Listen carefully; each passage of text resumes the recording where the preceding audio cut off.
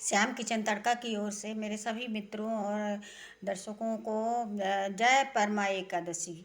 जो मलमास माह के कृष्ण पक्ष की एकादशी जो परमा एकादशी के नाम से जानी जाती है, इसका बहुत ही महत्व है, बहुत ही फल, अत्यंत फल मिलता है। तो इसका कुछ है, 29 जुलाई को इसका व्रत रखा जाएगा और 30 जुलाई का इसका पारण का टाइम रहेगा 6:06 से 8:08 तक सुबह, 30 जुलाई को। तो उसी दिन इसका पारण उसी टाइम में आपको करना है।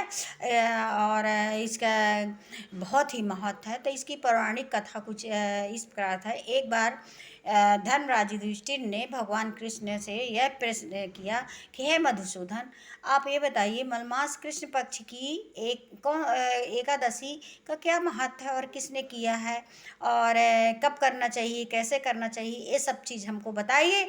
तो कृष्ण भगवान ने बोले कि हे धर्मराज युधिष्ठिर, तुमने सबकी भलाई के लिए बहुत अच्छा प्रश्न किया है।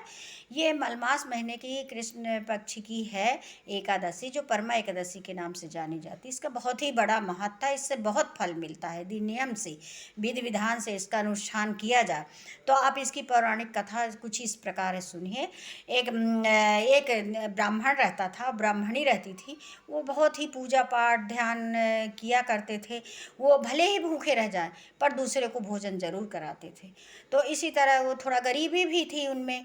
तो एक दिन वो ब्राह्मण अपनी पत्नी से बोलता है, ब्राह्मणी से, कि सुनो, मैं अब धन कमाने के लिए बाहर जा रहा हूँ, मेरे खर्चे नहीं चल रहे हैं, तो मैं अब कुछ दिनों के लिए बाहर जाऊँगा, अब फिर आऊँगा, तुम अच्छे से रहना।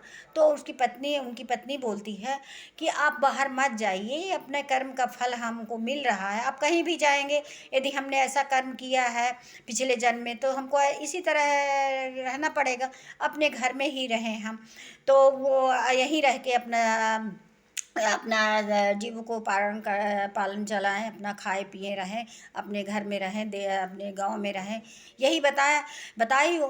तो उसके पति को उसकी उसके विचार अच्छे लगे, समझ तो वो रह गया वहीं। तो एक बार कौटिल्य ऋषि ने आए तो वो ब्राह्मण ने प्रणाम करता है और बोलते हैं कि हे हे हे ऋषि मुनि, हमको कुछ ऐसा नियम का बताइए, पूजा पाठ बताइए, जिससे हमारा ये गरीबी दूर हो जाए, हम अच्छे से रहने लगे। हमको तो खाने को भी नहीं मिल रहा है पूरा भरपूर।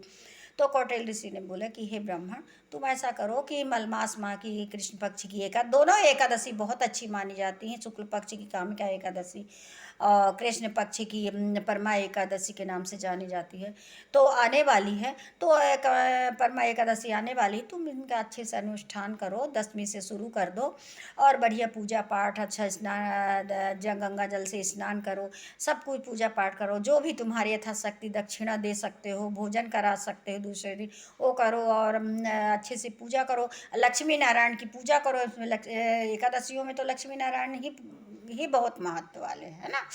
और पुरुषोत्तम माह में तो पुरुषोत्तम भगवान भी रहते हैं, कृष्ण भगवान, सभी उन्हीं का वो है।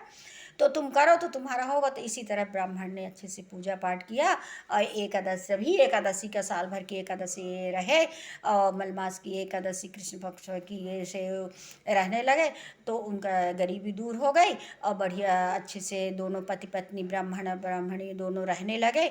कुछ दिन बाद उनको वैकुंठ धाम मिला।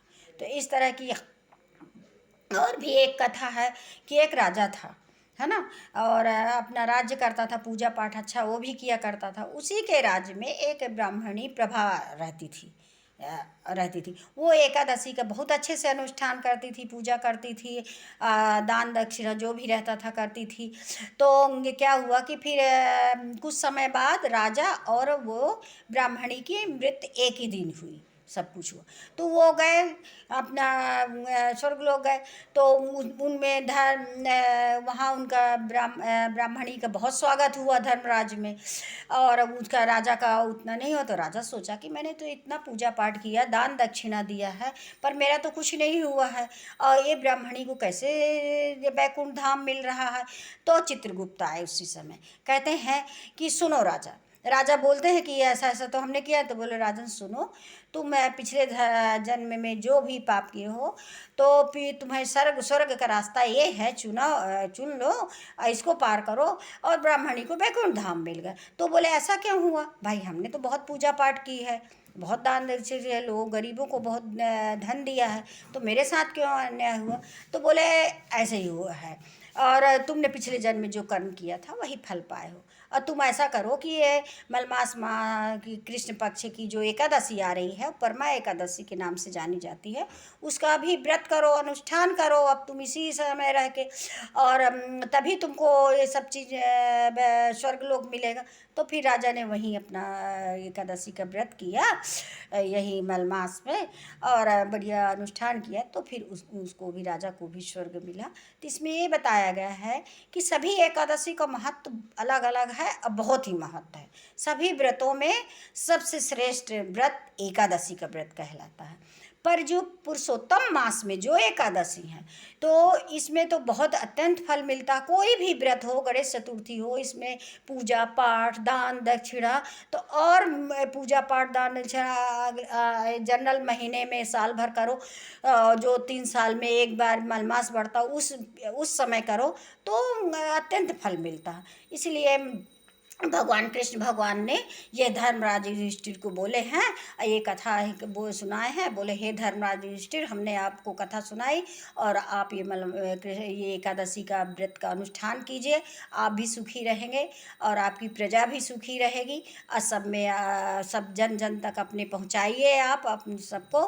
तो अब बस यही महत्व बताया गया है। जय परमा एकादशी, जय परमा एकादशी, जय विष्णु लक्ष्मी नारायण बोलो, जय पुरुषोत्तम मास की जय। पुरुषोत्तम।